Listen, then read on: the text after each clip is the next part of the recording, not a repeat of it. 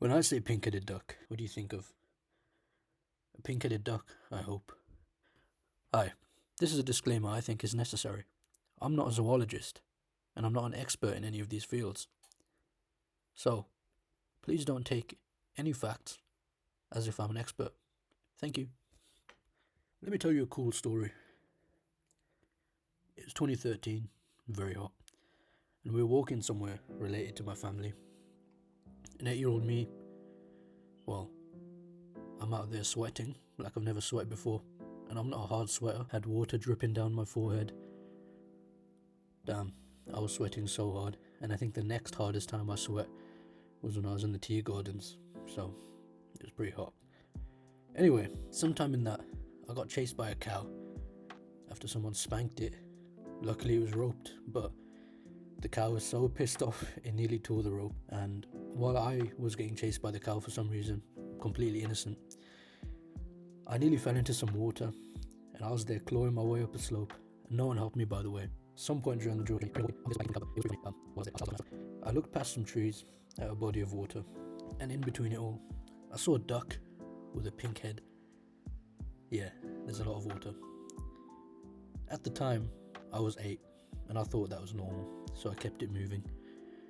I was also tired, sweaty, and I wanted to go home. 12 years later, I see that this duck is allegedly extinct and hasn't been seen since 1949. And so here I am. Before I start, I'd like to read you a part from Mr. F.B. Simpson on the pink-headed duck. Page 271. I'd just like to give a fair warning that quite a bit of this is me reading this, so if you want to skip ahead, go to... The pink-headed duck is a bird little known to the Bengal sportsman and ornithologist, and considered rare. It is, however, far from uncommon in a restricted area of Bengal, and may be said to make its home in the southern part of the district of Purnia, and in the country which borders the left or northern bank of the Ganges, between the Kosi River, which separates Purnia from Bangalpur, and in the Malda district. It's found more sparingly in Bangalpur, in Tirhut, and occasionally in likely places in the northwestern provinces and in Upper India. Jurden records it from Madras, though he never saw it in the flesh there. Specimens have been obtained in the Calcutta Bazaar, which has yielded more ornithological rarities than any single place in India. Colonel Irby tells me he met with it, and this can be relied on. But many people in Bengal have told me that they'd shot it in various places. Nevertheless, whenever I could test these statements, I never found that any such duck had been killed lower in eastern Bengal than Malda. The birds called pink-headed always turned out to be red-crested poshards. The country mentioned on the north of the Ganges, which I've referred to as the home of this duck, is alluvial and consists of vast, extensive, and much neglected plains, studded at considerable intervals with small poor villages, intersected with very deep, clear streams, all running to the Ganges and abounding in crocodiles.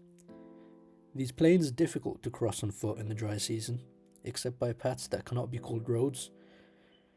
Elephants are generally used by all but the poor to travel across these wastes, which are often inundated when the Ganges rise high.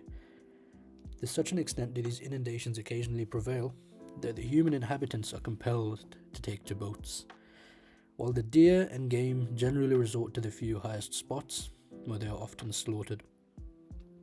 The tiger have been known to live for a time in trees where, apparently, there are many reasons why the pink-headed duck is not well known. One I have just given, viz. That is paw on the table. Another is that it's not very numerous, nor goes in flocks. The native shikari can never kill a lot at one shot, nor net a large number. The sahib can never get many shots in one day, nor is his prize when gained so valuable to him as the other ducks, which are so much more numerous and so much better to eat. It does not associate much with other ducks, but keeps rather to itself, and seldom is seen flying to the feeding ground before sunset, but stays all day in the pools, where it lives till disturbed. But if a person residing in Purnia, Bangalpur or Malda chooses to make the bird an object of special pursuit, he should have no difficulty in procuring as many as would be necessary. So, in this, Simpson talks about the pink-headed duck, and hunting it occasionally. But there's a lot of other animals and wildlife he mentions in very colourful descriptions. This book's from 1884, where he claims the birth was both around quite a bit and not. So what contributed to the disappearing of this bird? In part, well, South Asia, 1800s, British, you do the maths.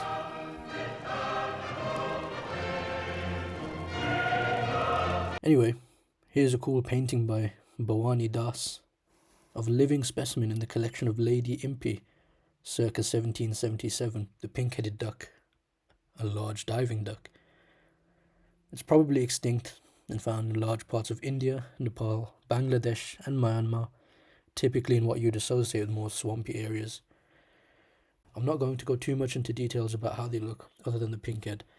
The males have a pink bill, head and neck, while females tend to have a paler pink with an even paler bill. Also, the eggs are very spherical, which is unique because, as you know, eggs aren't usually spherical, and actually egg-shaped, and we're usually around 1.7 inches either way. Pretty small or huge, depending on which way you look at it, but I like to imagine it's like a jawbreaker. Notice how I said probably extinct? That's because there have been claims it's been sighted, but there's no concrete evidence. Especially in parts of northern Myanmar, which are pretty inaccessible, and are swamps. So it's actually critically endangered, not extinct. Probably. So, like I said, why am I here? Because in 2013, I saw a pink-headed duck, and no one can tell me otherwise. I saw a single pink-headed duck, and there were trees and water, and I thought it was normal as an 8-year-old. Now you might say, maybe you saw a chicken with some pink on its head. Why would a chicken have pink on its head?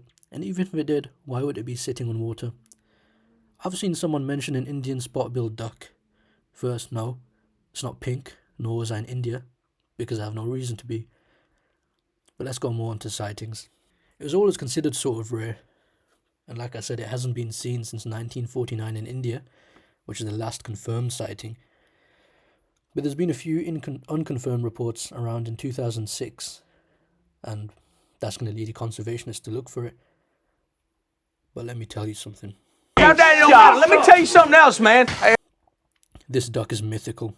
It will reveal itself to you, as it did to me, and those conservationists didn't deserve it. There was malice in their heart. As a matter of fact, some locals in Myanmar claim the bird spent time in Daugi Lake as recent as 2010. Simpson, as I read earlier, mentioned the duck is considered rare, but it's far from uncommon in restricted areas of Bengal. Bear in mind this book's from 1884, while later in the excerpt he recalls it from 1819 and then jumps to 1862, where he focused on it a bit more carefully. He was able to shoot down a couple down from a small flock while he was naked. And later he talks a lot about the flooding and vast variety of animals, crocodiles, cranes, etc. Some say it's sold in local Calcutta markets, but people who did see it saw that very rarely, with some saying they only saw 5 specimens in the 6 years they were in those markets. He is with someone called Jordan, who he promised he'd bring a better specimen than a dried one, which he did, and they got 2 in fact, by shooting them on the water. And Jordan noted its pink is far more beautiful than when dried out. So what did Simpson say after all this? Well, the duck tastes bad and usually keeps to itself, while also staying all day in the pools. At this time he claims it was in abundance and residents would have no issue getting many. He also owes a taste and apparent solitary nature to the reason it's considered rare and unknown. In a paper from 2017 by Erickson et al., which I actually didn't read all of, found that the duck has always had a pretty low population size, fluctuating between 15,000 and 25,000 over the last 150,000 years. Now, if you want to go into the lineage, it said that it diverged from what the modern-day pochards would be millions of years ago, so it's closer to the pochards than to the dabbling ducks. I'm not a bird guy, so I don't really know what any of this means. Anyway, that's 2 pretty different viewpoints. Simpson said they're both abundant and not, but many people around these areas would have no trouble finding them, but the paper from Erickson et al. Said they've always been rare and had low population sizes for as long as they've existed. Both of their issues. Simpson was in an area where they've been sighted exclusively in modern records. If I were in Tasmania and saw 3 Tasmanian devils in a day, I'd think they're easy to find, but they're not. They're only found in Tasmania, and even in Tasmania they're classed as endangered. So location really does matter on your perception of a quantity of a certain animal. So does time. It's time to stop! If the pink-headed duck was last seen in 1949, then doing a study in 2017 would of course have some obvious limitations. Mainly that they couldn't test any specimens from a live specimen. I'm not a zoologist, archaeologist, or anything of the sort. Mainly a biochemist, and not even graduated yet. And this isn't a video essay, and I will not look into more how this works. But in the paper they mentioned the PSMC method, and that can't reliably construct recent population changes. So even if there was a recent sharp decline in the last 10,000 years, that decline won't be visible in the analysis. I'm not going to go too into depth on that just to avoid saying anything wrong. But ask me about receptors. Yeah, every single one. I'll name them all right now. Anyway, the paper tells us they've always most likely had low population sizes, and Simpson tells us they're easy to find in that area, but generally not easy to find. I'm honestly a little confused on what he's trying to say. But he did hunt them. They're always more susceptible to extinction. It just lacked the demographic resilience to survive, so it makes sense that when humans became more globalized and industrial, the pink-headed duck would just seemingly disappear. At that time, it's hard to say it's definitely extinct. I saw the last one, but studies and literature might just show any existence of it would be extremely small and vulnerable.